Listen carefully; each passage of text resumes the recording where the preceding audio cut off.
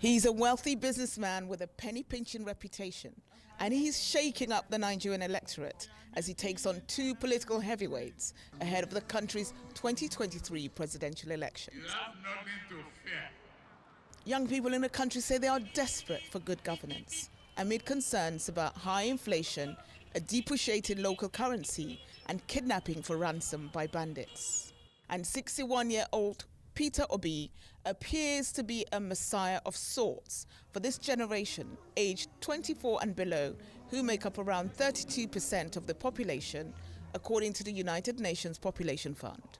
Wayumi Lube is 24 and is one of the organizers of a movement supporting Obi known as Obedience. The Obedient movement is pretty simple.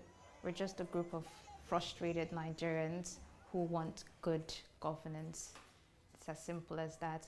And we're running for presidency. Each and every one of us in the Obedient movement is running for presidency through Peter Obi. Obi is a former governor of the mostly Christian southeast state of Anambra and is seen as a credible alternative to the two parties that have dominated politics since the end of military rule in 1999. Although his offshore accounts were among those found in the leaked Pandora Papers, which exposed the hidden riches of the global elite in 2021. Obi denies any wrongdoing. The Obedience movement is powered by social media and similar to the EndSARS protest, also nicknamed Sorosoke, or Speak Up Against Police Brutality, in October 2020. What are the similarities between the EndSARS movement and the Obedient movement? EndSARS was just the catalyst that started all of this. And we took it, we harnessed that pain, that energy, and said, look, we're not going to just let this die. The Sorosoke movement is just a continuation. It's not even just about Peter Obi. Definitely, Peter Obi is the quote-unquote poster child for good governance, but it's about us Nigerians. When do we start to speak up for ourselves? With the elections a few months away, critics say Obi's Labour Party lacks the political structure needed to win an election. But in the meantime, the Obedience movement continues to gather pace and gain momentum. Stephanie Busari, CNN, Lagos.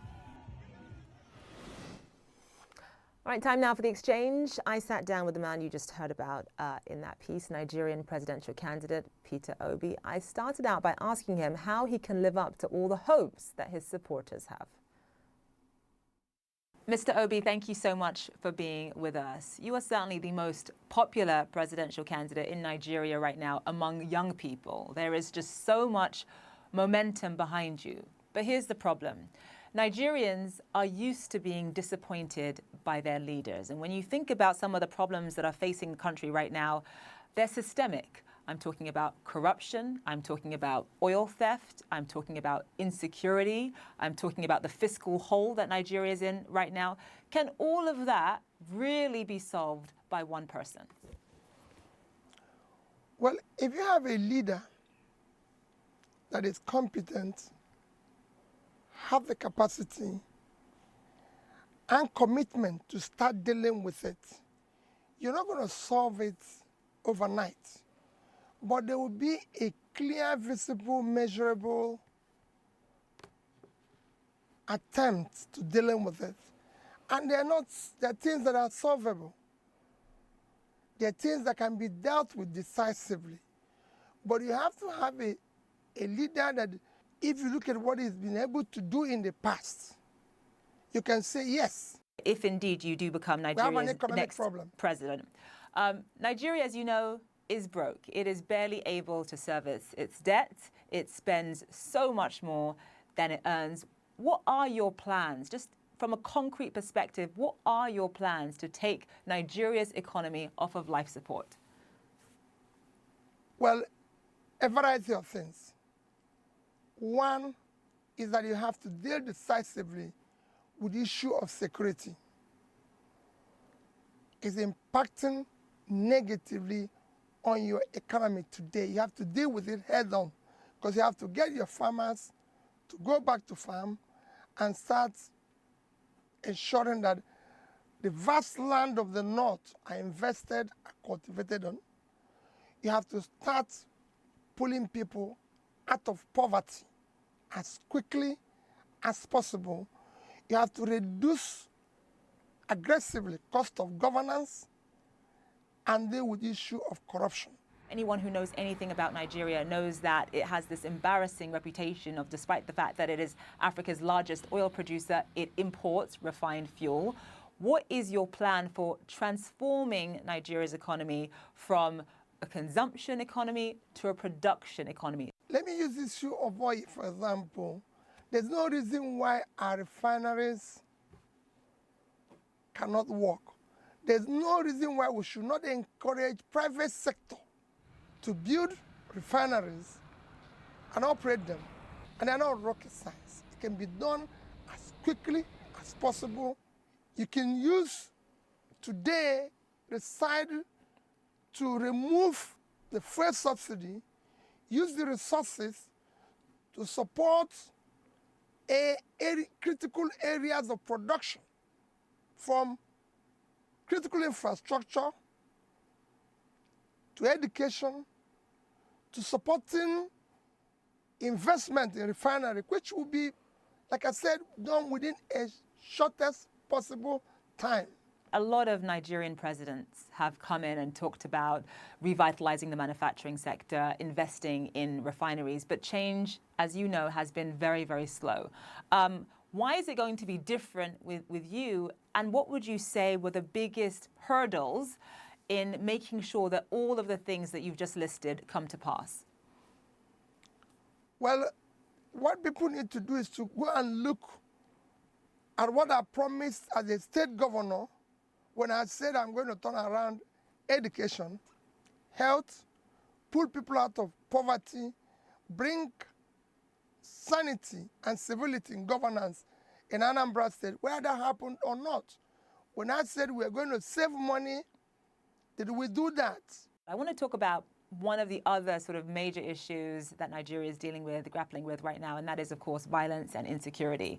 You can barely travel from one part of Nigeria to another without fearing for your life. And I'm talking about kidnapping, I'm talking about banditry, I'm talking about terrorism, I'm talking about Boko Haram. What is your plan for that?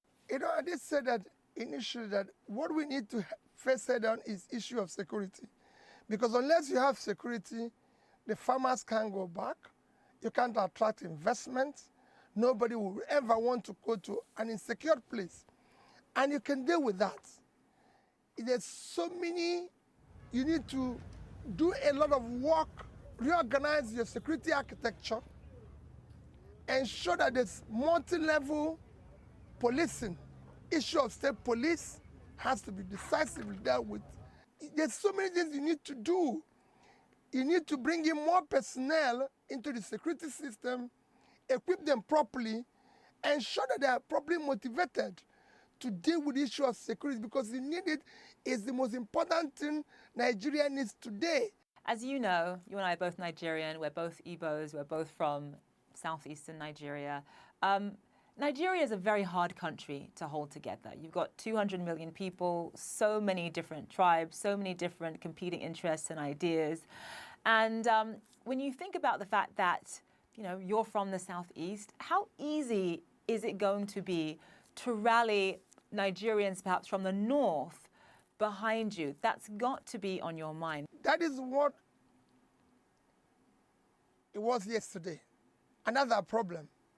Because we have been able to elect people based on ethnicity, religion, my turn, connection, or one form of bias or the other, which brought us to where we are, or structure, which I always say structure of criminality. That is what we want to dismantle now and ensure that the next election is based on character, capacity, competence, commitment to do the right thing. Nigeria is now not just in a physical mess, it is at the last stage to collapse. The people in the north